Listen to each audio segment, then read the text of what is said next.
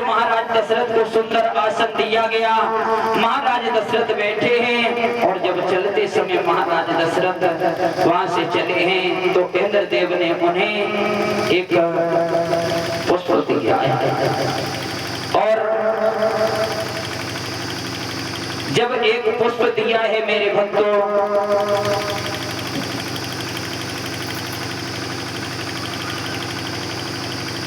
उसी समय महाराज दशरथ उस पुष्प को लेकर के जिस समय बाहर निकले हैं सभा के, उसी समय मन में विचार आया कि अब हम एक पुष्प लेकर के अगर महलों में गए, अगर मैंने कौशल्या को ये पुष्प दे दिया तो कैकेयी नाराज हो जाएगी, अगर कैकेयी को पुष्प दे दिया तो सुमित्रा नाराज हो जाएगी, सुमित्रा को दे दिया तो कैकेयी कौशल्या नाराज हो जाएगी।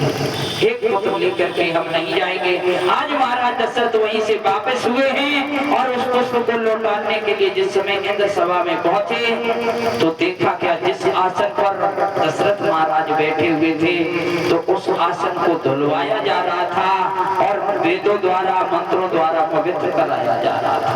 जब महाराज दशरथ ने ये दशा देखी, उसी समय महाराज दशरथ ने इंद्र से कहा, इंद्र एक बात बताओ, इतने ये आसन पड़े हुए हैं लेकिन किसी आसन को धुलवाया पवित्र नहीं कराया जा रहा है, लेकिन मेरे आसन को क्यों पवित्र कराया जा रहा है, क्या कारण है? उसी समय इंद्रदेव कहने लगे, भगवान महाराज हमें क्षमा करना, आप निर्वंशिया हैं और निर्वंशिया राजा जिस आसन पर बैठ जाए और अगर ऐसे धुलाया ना जाए, अगर उस आसन पर आकर के कोई दूसरा बैठ जाए तो महाराज पता नहीं उसके भाग रेखा में किस्मत में क्या से क्या हो जाए, कोई पता नहीं।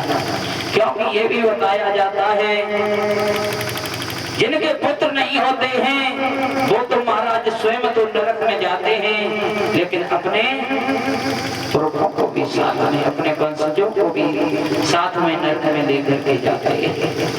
जो इतने वचन सुने हैं उसी समय महाराज दशरथ वहां से चले और महाराज दशरथ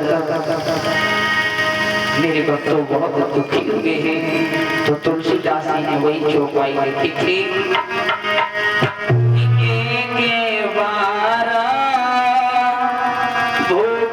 मन माही वही गिलाने मोरे स्वत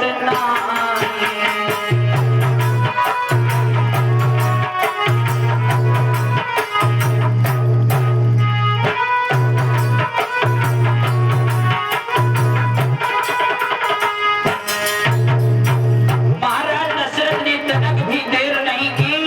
महाराज दशरथ आज अपने गुरु वशिष्ठ के यहाँ चले गए।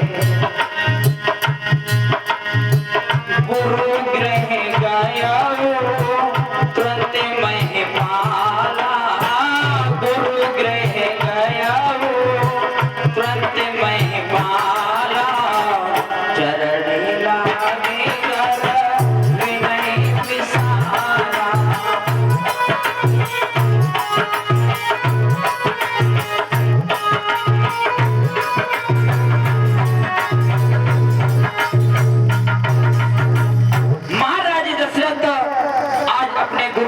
के पास में गए हैं और जाकर के गुरुदेव को चरणों को प्रणाम किया है और कहने लगे, गुरुदेव गुरुदेव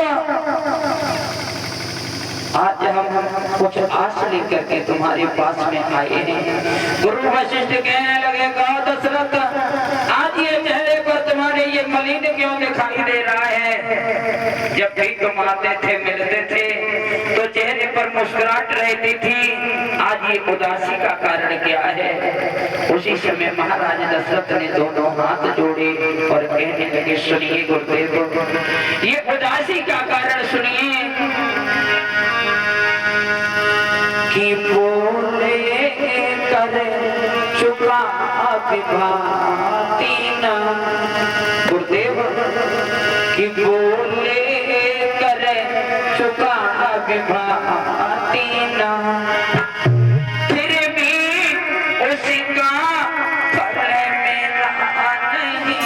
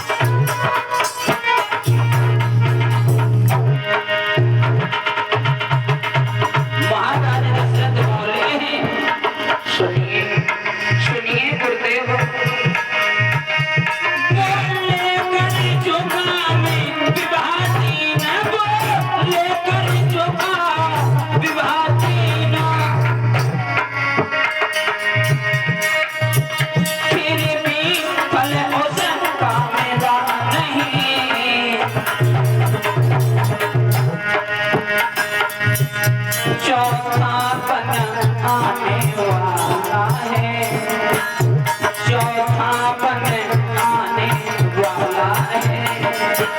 अति कमल अभी तक खिला नहीं,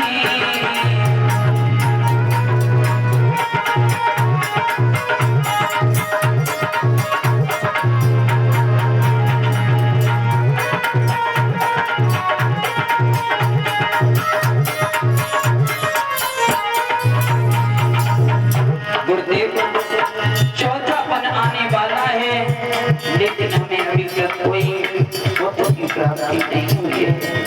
सुनिए गुरुदेव,